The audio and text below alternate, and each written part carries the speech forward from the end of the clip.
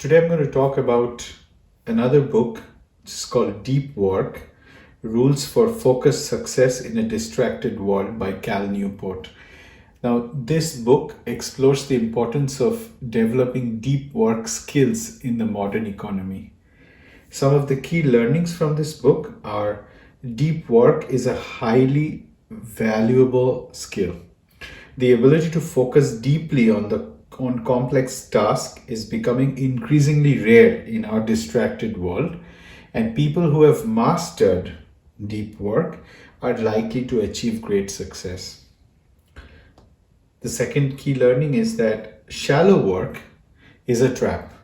So, shallow work does not require deep thinking. It can be very easily performed while being distracted. And why is it a trap? Shallow work is a trap because it can lead to a cycle of constant distraction and reduced productivity. The third key learning is that focus is a superpower. The ability to focus deeply is a superpower.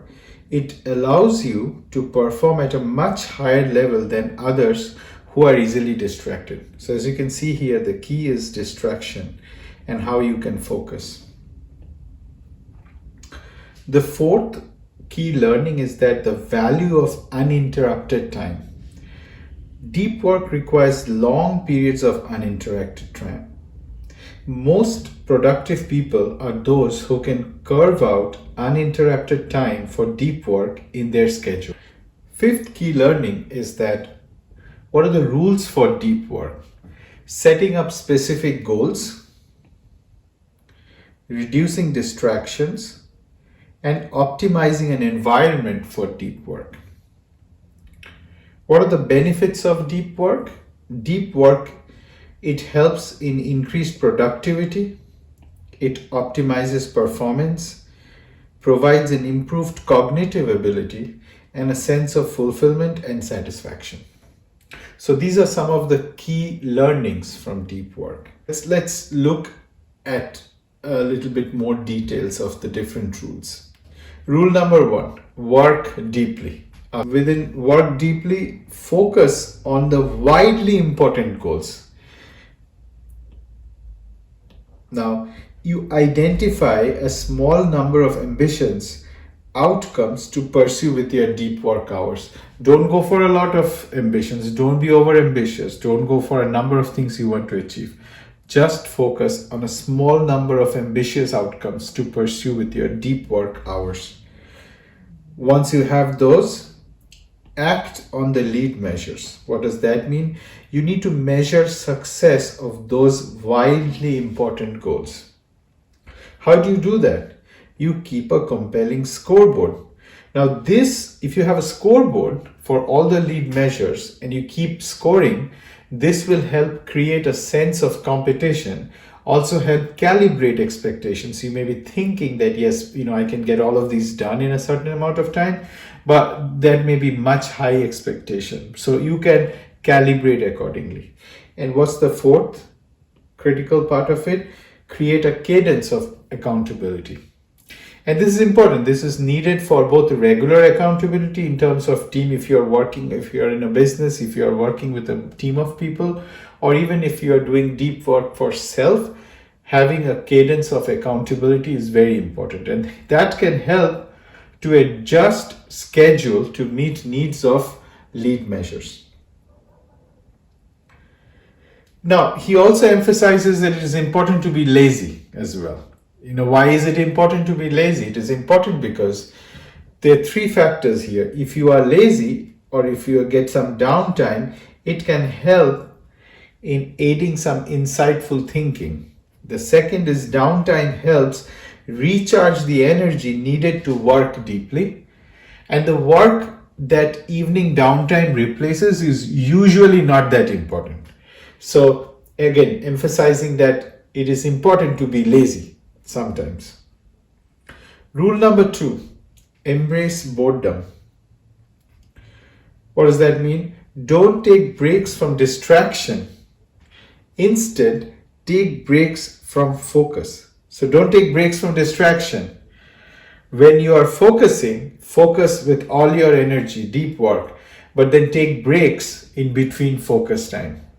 This strategy works even if your job requires lots of internet use or prompt email replies. You should take breaks from focus.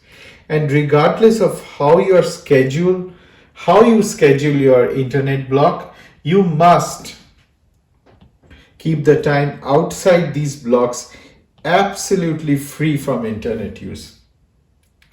And fourthly, schedule internet use at home as well as at work can further improve your concentration training. Rule number 3, quit social media. Now, apply the law of the vital few to your internet habits. Critical thinking, applying the law of vital few. What's that? There are 3 steps to doing this. Step number 1, identify high-level main goals. Once you have identified what are your high-level goals, list 2 or 3 most important activities to help satisfy your goals. Once you have done that, next is consider the network tools you use. If you're a scientist, you may be looking at PubMed, you may be looking at certain social media sites. Consider the network tools you use. Only use a tool if it has substantial positive impact on the activities and it outweighs negative impact.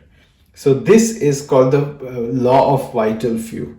So you are identifying your goals, you're making a roadmap with 2 or 3 important activities, and then you only choose the network tools that are useful to fulfill those goals. Again, so emphasizing the law of vital few, in many settings, 80% of the given effect is due to just 20% of the possible cause. So use it accordingly. Rule number 4, drain the shallows. Schedule every minute of your day. Okay? Take full advantage of deep work. Schedule every minute of the day. Divide the hours of your workday into blocks and assign activities to those blocks. The next is to quantify the depth of every activity.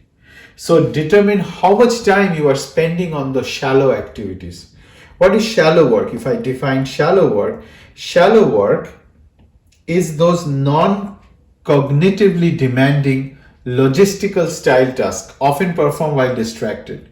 These efforts tend not to create much new value in the world and are easy to replicate. Another important fact is finish your work by 5:30. Have a fixed schedule productivity.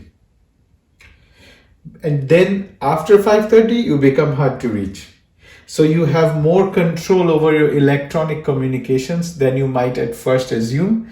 But if you can finish your work, if you can schedule your work, finish your work, and then you become hard to reach, that's become you actually use really deep work. So in conclusion, deep work requires hard work, and it also requires drastic changes to your habit. It's not easy. Deep work is not easy. It requires hard work. It requires a systemic, planned, disciplined approach and drastic changes to your habit. But if you're willing to sidestep comforts and fears, you'll discover depth generates a life rich with productivity and meaning. And that's deep work. Thank you.